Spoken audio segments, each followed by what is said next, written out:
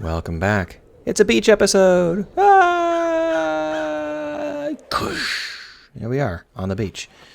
So, we know that Lydia used her tablet to get some secret information on how to break into the second ward from the beach. Second ward is the space ward. We don't know how to get through it yet. So we're just going to go beachcombing and see if we can find out how to get through the beach. And in the process, we'll grab whatever loot we can find. We've already been to this particular part of the beach. I have a feeling we're going to meet Lydia before we get to the part of the beach where we're going to figure out where she was. If we do that, I mean, Lydia Daybreak is going to have to be her own episode. We have a lot of people to talk to on the beach. There's actually 3 people, 3.5, because there's a guard, a talkative guard, too. I don't know if I want to talk to them, because it always takes 20 minutes, but I guess the longer I put it off, the longer it's going to take to talk to them, right? Alright. So I guess what we'll do first is we will just take a quick little moment and talk to our buddy, the red herring. Oh, I was supposed to actually look at what that was. I'm sorry. You can pause it and rewind it. I don't know if it was important or not. I was too busy thinking about other stuff.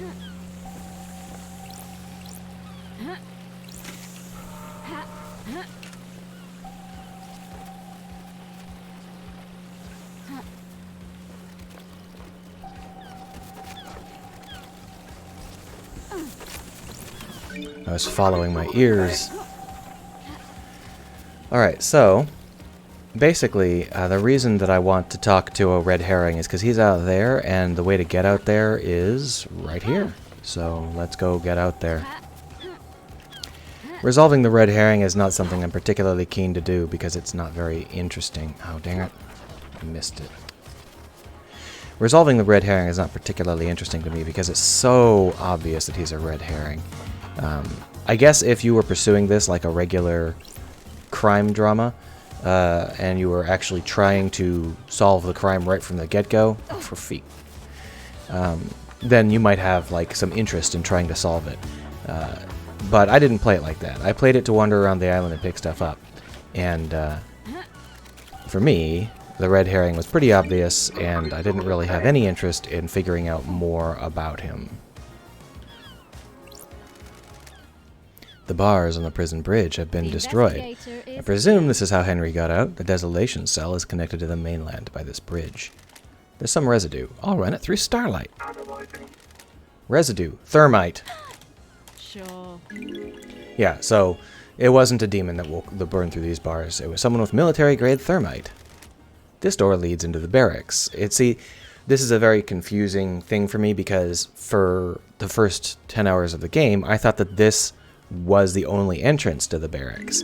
It turns out that this is a rear entrance to the barracks. The barracks are squat on top of the council area, and you get in way over there. So I was a little bit confused as to where they were for a very long time.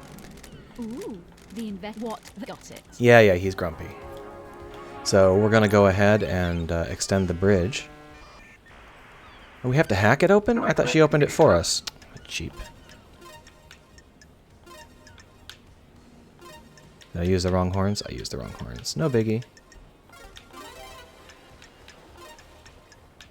This is a hacking system, but it doesn't require very much. It only requires the default arrangement. So it's more of a tutorial, I suppose. I think they probably figured we would come over here pretty quick. We, however, did not. And I didn't the first time either. There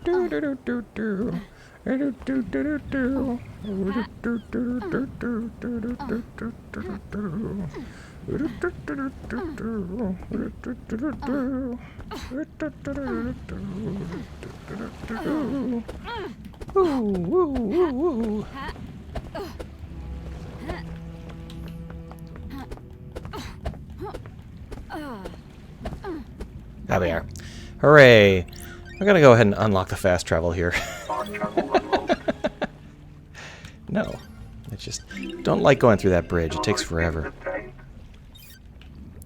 Although it doesn't take so long if you know how to use the dash, I suppose. So here we are on the containment sector. This is the area of the island where they keep the only demon that's allowed to live on the island. And this is them. This is Akiko. We've heard a lot about her, but we haven't talked to her yet. We've heard too much about her.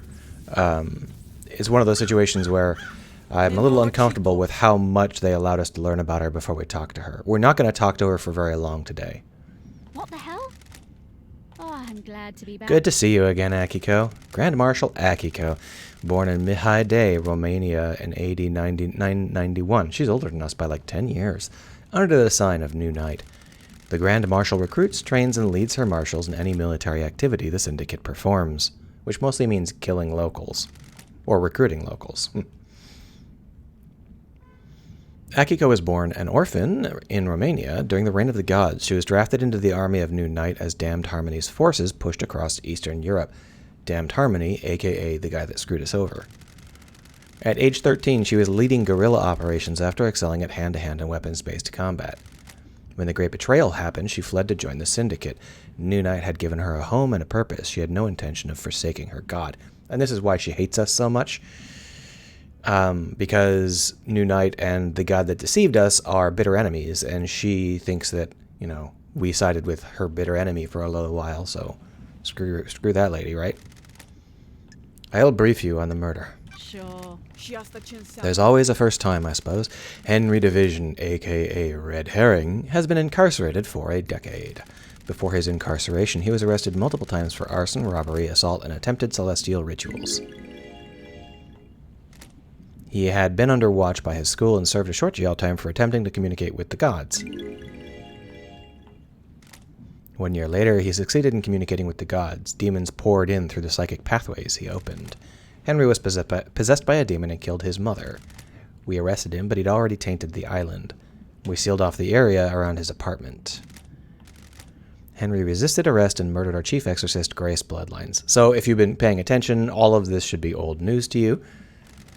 He's been kept here in the desolation cell full of inhibitors ever since. If you reported to Akiko quite early, probably, you know, when you were supposed to, if you're actually investigating the crime like a proper investigator would, most of this stuff would be new to you. But to us, it's all old news, because we've already been to the Dead Zone, we've already met Grace Bloodlines, all that stuff. We've even figured out who gave him the magic book that he used. How? I removed him from his cell and took him to the ritual stone. The blood pools in the recesses of the stone and stops the tainted liquid from touching the island. So basically, in order to bleed the demon, you want to make sure that the blood doesn't get anywhere. The Labagyuk took his chance when I opened the cell. He pushed me aside, and then he was gone. This was at 23:52. Got it. You appear uninjured. This is Masahiro Heavy Industries bleeding-edge Shikagawa power armor. How? So how did he get past you? My posture was incorrect. He caught me off balance. Sure. How did Henry get a murder weapon? He took my combat knife. When he escaped, in the struggle, he grabbed my knife. Did he attack you? No. And 15 minutes later, he was outside the council building. 15 minutes? No, less than that. Whatever.